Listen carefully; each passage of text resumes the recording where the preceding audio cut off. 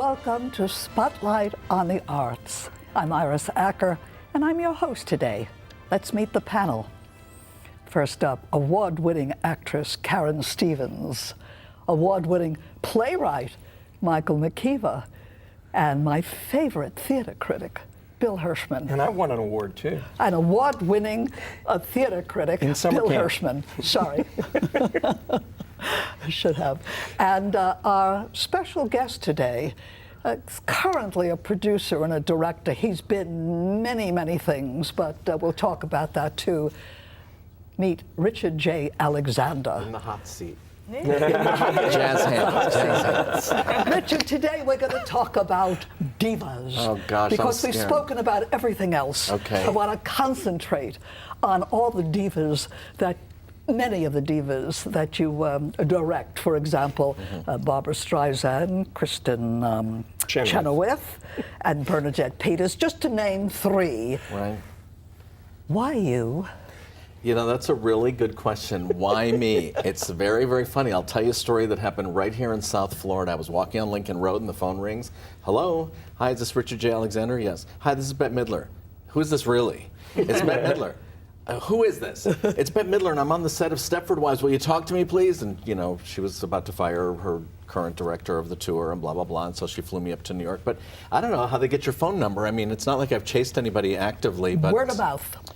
I don't know, maybe, you know, but the thing I do, you know, you're using the word divas, and of course, none of the people I work with actually think they're divas or like that word in particular, and I think of operas when I think of divas. But the interesting thing about what I have found myself in the midst of, you know, miraculously, is that I work with actresses who sing.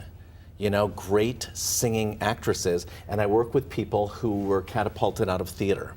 And so that's a very interesting equation to be in. I mean, Barbara Streisand has to be the theater's greatest ever export.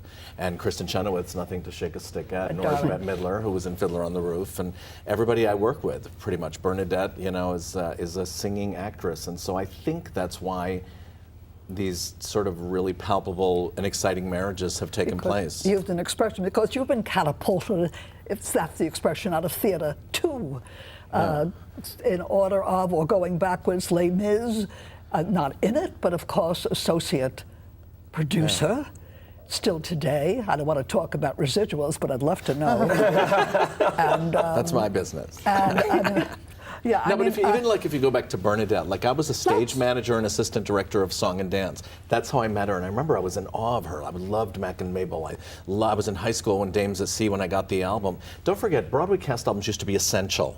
They used to be essential. People did not have MasterCard and Visa. People didn't come to New York to see stuff. So if they heard about their friend who went to see Music Man or Sweet Charity or, you know, whatever, they bought the cast album. And that was the essential way you learned musicals until they got to your local group. Or if you were lucky enough, they came to a touring production, to a Lowe's downtown or something like that. So to meet Bernadette Peters, I remember I was in this really private workshop and I was like, oh my God, I love her. But of course you can't do that. So you just be cool and quiet and you do your job and stuff like that. And eventually, you know, she came around asking, and, you know, fast forward, you know, is when she did Carnegie Hall. And I have Bernadette Peters to thank for my concert career, because when she said she wouldn't do Carnegie Hall without me, that was a big commitment. And that was back in 96 or 97.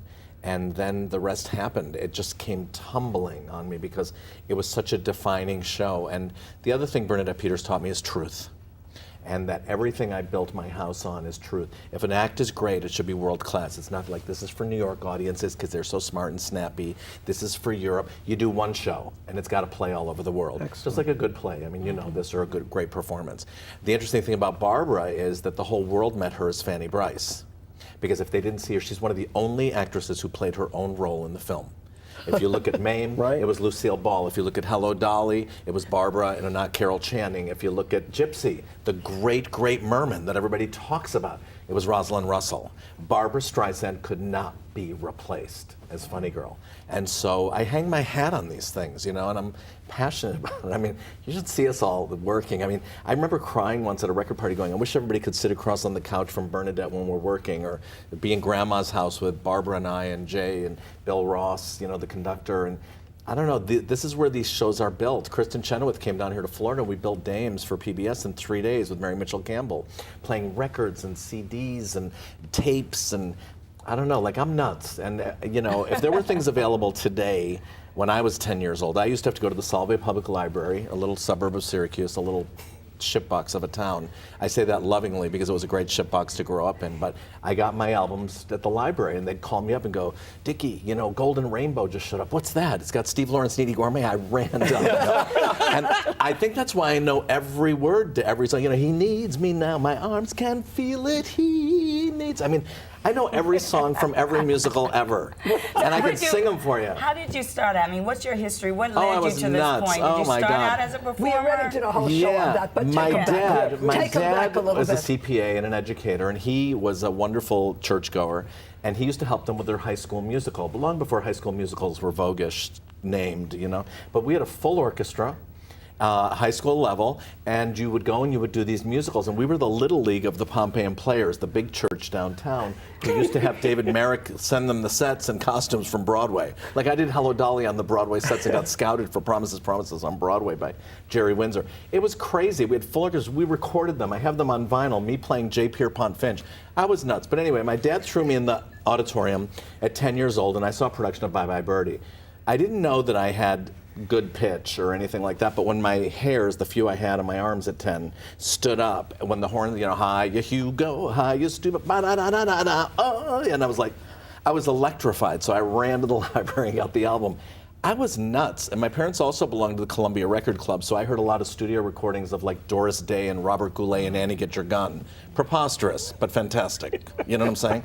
And so, because that's what they used to do. So I learned my show tunes backwards, like Steve and Edie. You have the cool, clear eyes of a seeker of wisdom, of truth. That is culture, dear. That reeks whenever I'm near. You know, and I'm just like, so when I got to play Finch, and I learned the song, and I go, where's that part? And I didn't, so I learned my show tunes like backwards, you know, Two on the Aisle, and my mom loved Tony Bennett and Sarah Vaughan, and so I was a little nuts. And I used to put on shows in my garage and torture my sister playing Eliza Doolittle and My Fair Lady, and we were so popular. She played it or you played it? No, she played it, and I'd whip her into shape. Yeah. And ow! And so the shows were such a big hit, we had to move down the street to a 2-car garage. Wait, were you producer director back then? I was, or yes, I was in control. star? I was the David Merrick of my street. I was doing it all, and I would play anything that anybody else couldn't, including girls, which I was very, very, very good at. It's very funny working with these women in my life who I love and adore them all, and I wish everybody could be me for a day sometimes in these things, but you know, to talk to Barbara and go, Barbara, do you want to just make them scream and just go touch, step, you know, give her a move. And by the end of the tour, it's you know, and it's just so thrilling because it's like giving permission to do something. Nobody needs permission, but you know, gosh, the high heels are killing me. Well, then take them off. Really, can I do that? Things like that, or Bernadette saying, I love Joanna, that Stephen Sondheim wrote, but it's about a girl. And I go, so? Nobody's going to think you're a lesbian, let's do it.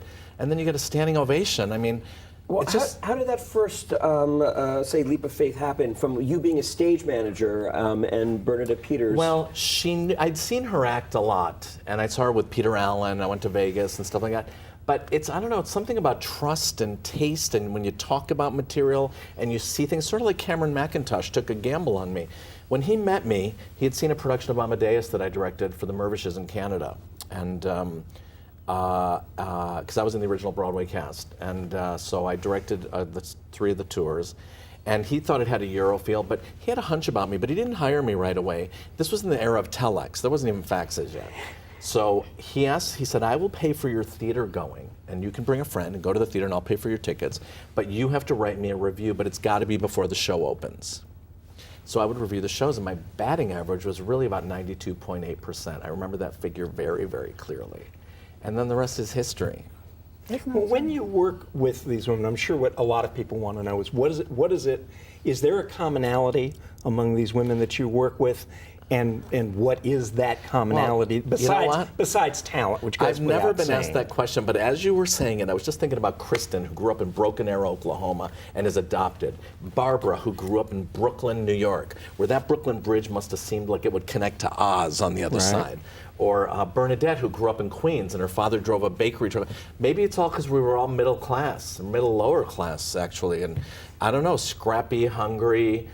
I don't know, but we knew what we wanted. You know, a lot of times, and you all know this on this panel, people always say, do you have any advice for my kid? Or my grandchild's so talented. No, your grandchild's not talented. And that's just the God's truth. Because, you know, I sang him and he stinks, so give it up. But you can't say that, of course. But the bottom line is, there shouldn't need to be advice. All of you had your callings, that we were unstoppable trains. If you look at you know, there was no way it wasn't going to happen. You know, I failed algebra 3 times, and in New York State, you have to take the Regents exam. So I would go home and cry to my father and go, she's making fun of me. She said, you know, I failed the Regents 3 times. And she goes, Richard, you're not, I grew up as Dickie Fernandez. So when they called me Richard, it was very serious business. You know, Richard, you're not applying yourself. And I go, well, what does this have to do with show business? I'm going into show business. And she goes, don't be ridiculous. We used to call her Mouse, Miss Van Ostrand. I love you. Not. But I knew what I wanted to do, you know what I'm saying? So my dad, who was an educator, I had terrible grades. I didn't care about anything but show business. I was doing theater with, you know, black people downtown. This was unheard of. You know, I was in a very little white community, and I'm doing the Me Nobody Knows and taking a bus downtown, working with this, you know, with ethnic people in this fantastic show with songs like Cockroach Crunch, playing Carlos with that terrible song, The Tree, you know, with those terrible letters with Catherine. But I was in downtown theater, you know what I mean? And I was taking a bus and coming home late, and everybody thought I was going to be killed. And, you know. But it was, I would sneak to New York. They had student standby for a 1680 round trip, and I would tell my parents I was going to work on the horses at the fair, you know, with my friends. And if I missed that 10:10 home, I would have been screwed good. And I could have been murdered in New York, you know what I mean? But I took the plane to the East Subway train to the Q33 bus. I saw a matinee of a musical, and I only saw the first act of whatever I saw at night because I had to get back to the plane. And my parents and I was home in bed at night, and nobody knew I'd ever been to New York City. But back it up. These women that you work from, what is it as far as a quality that they share? I'm getting off on a tangent from the Divas. Divas. These are great extensions.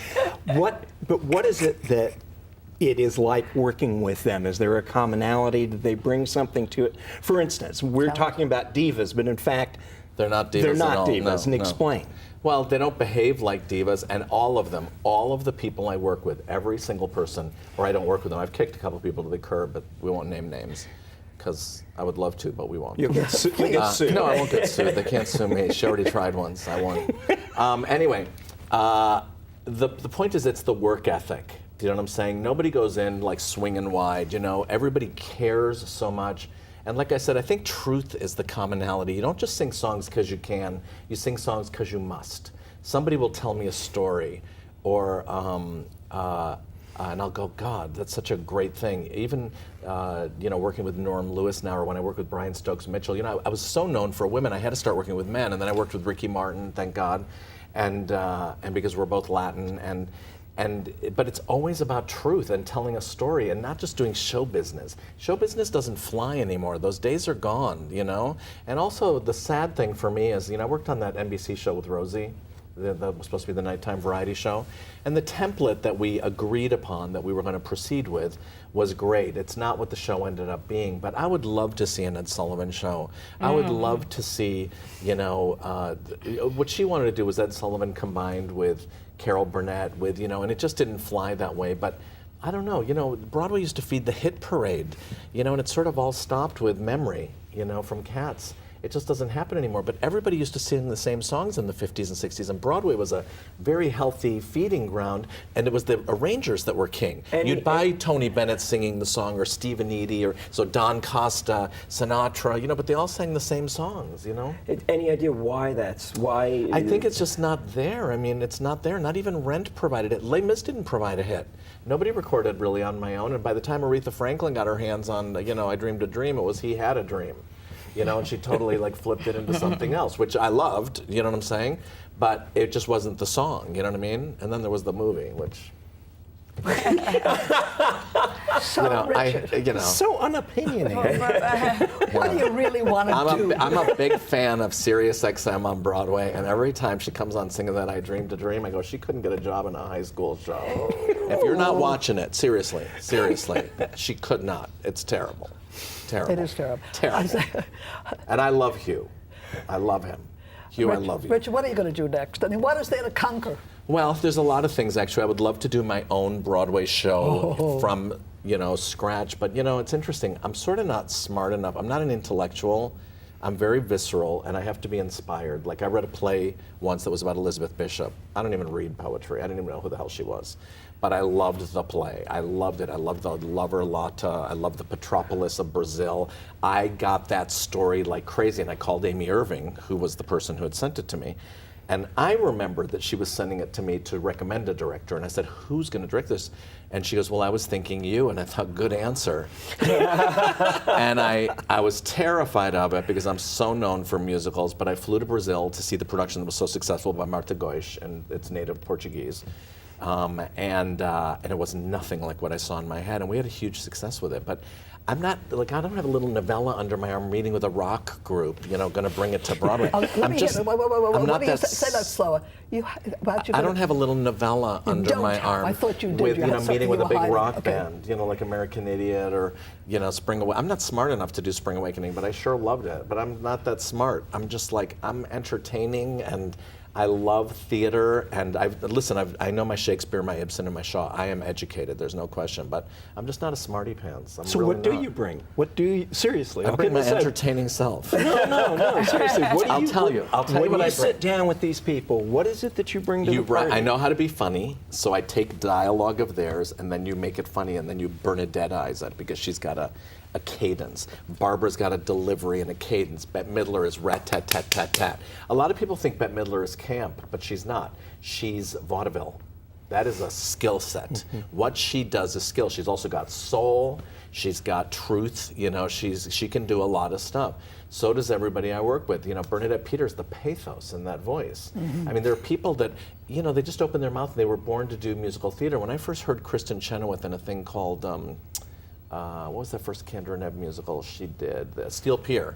And she was in a bunk bed or something, and hit that voice, and I went, oh my God, this girl's a star. Like, you just know. When you heard Bernadette Peters on Dames at Sea, you just know, pitter patter, what's the matter with me? It's delightful, you know what I mean? I sit here, the radio, and I don't even know who the hell's singing. Who the hell is singing all these songs?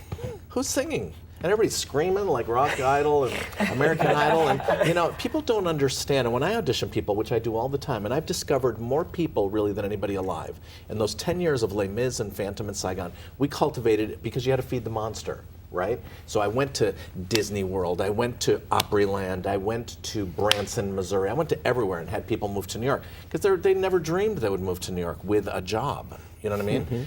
But people think Eponine, for example, is about it's not. It's about and now I'm all alone again, nowhere to turn, no one to go to.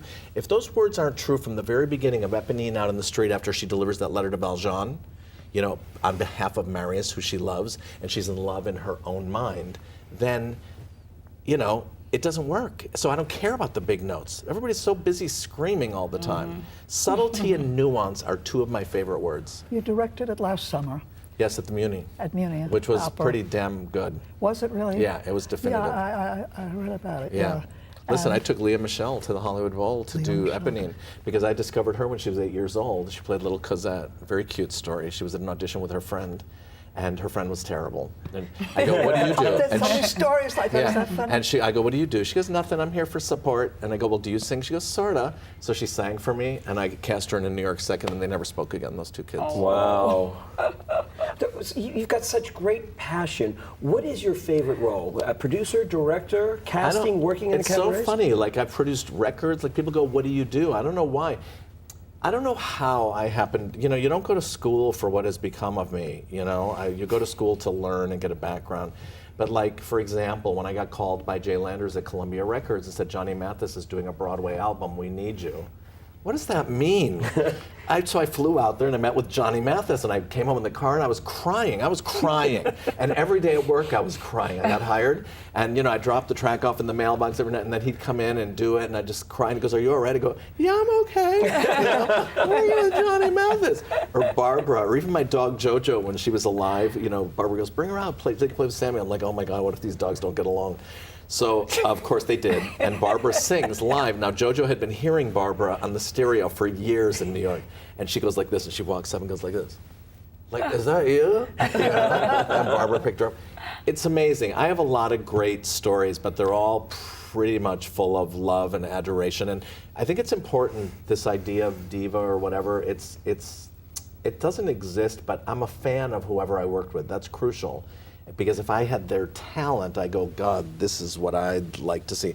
I'm a pretty good audience, and I see everything also. I feel like that's part of my job. I listen to all kinds of music. I listened to the Killers this week. Like, this is my job. And sometimes you just find a song out of nowhere. You know what I mean? Like today I loved I Can Cook Too on the way here, and I know who I'm going to give it to. And I hadn't heard it, and it was 1959, and it was Nancy Walker. But I know who should do it. I don't know, is that kooky? No, that's kind of genius, I think. Or if you think of Barbara, if you think about her career, she took a Depression-era song that was, adopted by the Democrats for their anthem. Later, "Happy Days Are Here," and she takes it, da-da-da. I love that. Ba-da-da. And she's been singing it through her whole career, but if you look at one of those TV performances, I can't remember which one it was, she did it as a scenario where the stock market crashed and she had no money. She was broke. So the guy's bringing her the champagne, and she's throwing carrots to the wind, and she's putting down an earring, and they bring another bottle and an earring and the fur.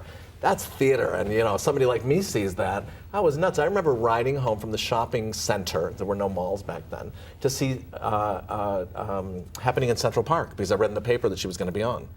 When I first heard her from the record club, the Funny Girl album came, the Broadway album came. I'm doing my homework, and I hear, "And the shiny cornet, da da da da da da," and I'm like, "Who's this?" And so I'm fascinated, and I go, "Oh my God, they left an A out of her name." It's wrong. Already I'm looking at copy and stuff. I was nuts. How did that relationship come about? It came about very fantastically. I was in Amadeus, and Amy Irving was in it with me. And, or I was in it with her, actually. And she came to work one night, and she goes like this, "Oh, I turned on some Jewish thing today with Barbara Streisand." I'm like, "You what?" And I go, "What Jewish thing?" She goes, "Yentl." I go, "Yentl, the Yeshiva Boy by Isaac Bashevis Singer?" I saw her, "Amy, you got to go up there and read with her." So Amy did. She listened to me. This is my 40th birthday movie. She actually tells the story. And she goes up there, she gets the part, and then Barbara Streisand and Sis Corman come to take her and I to dinner at Orso. Like, I'm not even 30 years old, right? And I'm sitting there at dinner, and she's got the fur hat on and everything like that. I'm like this. So fast forward 13 years, and I'm now going to turn 40, and her producer says, "You got to meet this guy."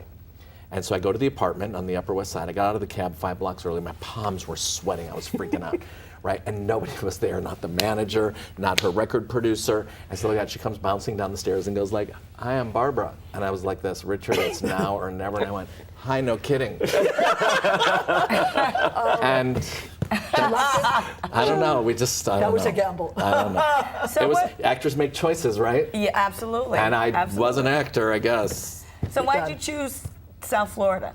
Well, I'm Cuban, for starters. My okay. mom's from Havana, and my dad is Spanish American, and I've been coming here my whole life. So my house I bought about 22 years ago, so I've always had it. And it's just recently in the last 2 years that I gave up LA and New York. And I love it here, and I love the community, and I support everything, I don't like that word support. I hate ARC. I hate Journey. I hate all those words. But because I like to be entertained. I don't want to support anybody. I'd rather be home in my underwear reading magazines, seriously. But there's a vital community here, and I want to be a part of it. And also, I can't make a living here, so I have to go to the world and come home to enjoy it. But I do enjoy, I have a wonderful bunch of friends here, and I love going to the theater, and I go to karaoke every Monday night. Oh, I love Do you that. I love really? that you go to Yeah. the theater here and can remember Yes, things. yeah. Shows that Well, you're Charlie, we share Charlie Cinnamon, so Of course. we're probably, shoulder to shoulder a lot of times. Of course, we are. but I'm going to catch up with all your works and stuff. Yeah. You know. No, but I'd like to also support the ballet. We've met at the ballet. Yeah, the ballet, the opera. I mean, yeah, all the summer programs. You're fair to everybody. Yeah. But I want to see this, I want to hear about this possible Broadway show. I think there is something there. Doesn't Yes. have. Well, I just had a meeting with a big lawyer in New York a few days ago, so let's see. We'll keep our fingers crossed. I want that one with my name on it, you know? But like I said, I'm not a smarty pants, so we'll see. Well, so But this show already exists. You need an associate producer then. Yes, who's that? There you go. Would that be you?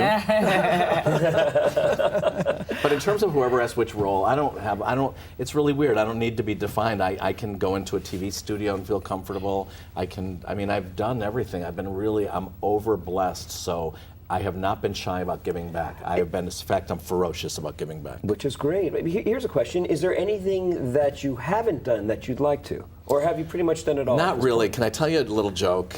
I can't figure out why Madonna can't act, and I'm sure I can get her to act. Now, it's vanity. It's total and utter vanity, because we've been looking at her in blinks and edits and boom, things for years. But why can't she act? Like, she needed to take the time to learn how to act, and then the equation would be complete. I get so disappointed. She was great in Desperately Seeking Susan, and never again. Yeah. So my vanity tells me I could do the job, but I don't know. This is what you would like to do. Yeah. Yeah. Amazing. I feel like I could get it out of her. Is that crazy? You want to be back on stage again? I'm sorry? Do you want to be back Oh, I'm on stage regularly. I'm on stage all the time. I do benefits and stuff like that. And there's tapes of me everywhere. If you want something for the show, I'll give you. But Well, we need something. It's pretty funny. Yeah. cover all the- But The two obscenities, the one never. Did I swear a lot? Yeah, no, only 3 times. Oh, okay. But that's okay, right? It's allowable. You're fine. Not It's to okay. I'm worry. not going to be bleeped. It's a school district production. I love this, you guys. I wish the show was longer. God, Iris, in the old days, I think you gave me. You know, I think you gave me a 2-hour special. In my backyard with the dog. You don't need us. We would just be Richard J. Alexander. No, but together, what you guys represent is pretty remarkable. You know what I mean? I'm my own parade. I don't know. It's tragic. Heard that line somewhere. It's tragic. I No, think that's what I you love a parade. Right. Thing is, I think you would like to be on the panel permanently. That's what I think you would No, like no, to no. be. I would be okay. too. Just, just specific You'd ones, throw like me off. censorship. You don't throw me Okay. off. No, we want to get a word in edgewise. Yeah. Did anybody not ask me a question? Now, You know what? I'm very animated. I get it, but I did sort of answer. Oh, right? you're wonderful. you're- I sort of answered. Absolutely. I sort of You've answered. just described yourself, and you've thanked us, and I'm very appreciative of you being here Yes. again. Plus, I And watched we know you that last a million night. people are going to see the show like before if you have anything to do with it, and Yes. that's I have a important lot to of us followers. too. Hey, peeps. And I want to tell South our Florida. audience how important you are to us. Really, really, we couldn't be here without you. And I hope you have a good time, because that's what we have, and I think you can see it's kind of contagious. We hope it comes over so that you will continue to join us every week, right here at Spotlight on the Arts. Oh, and to find out what's going on in South Florida all the time, just go to floridatheateronstage.com. There's so much happening. Please go to the theater. Continue to watch us. Thank you, thank you, thank you, thank Thank you, you. Richard.